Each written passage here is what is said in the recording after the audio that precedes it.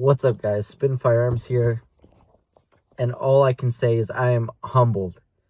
I went into this class thinking, I know a decent amount. I'm a good shooter, stuff like that.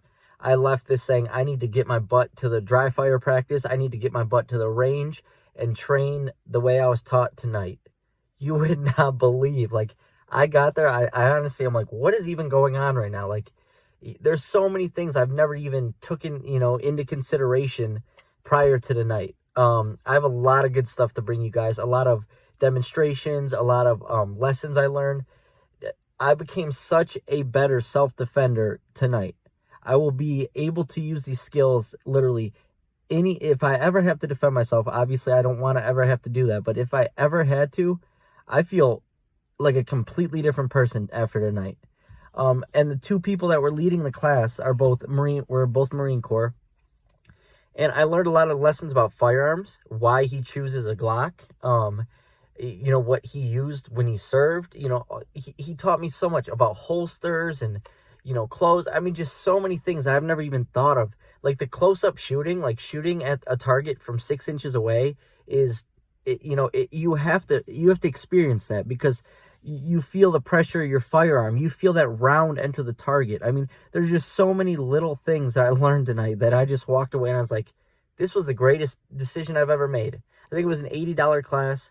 They give you a discount because I'm a gold member there or whatever, but the $80 that couldn't be spent any better if it comes to defending your life. I'm literally sitting here shocked, like humbled.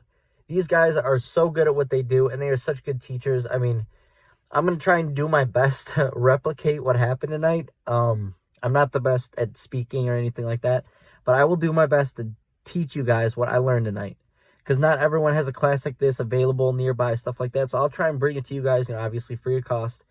But man, like when you think you are good, that's when you make the mistakes. When you think you are fine and you don't need any more training, that is when mistakes are made.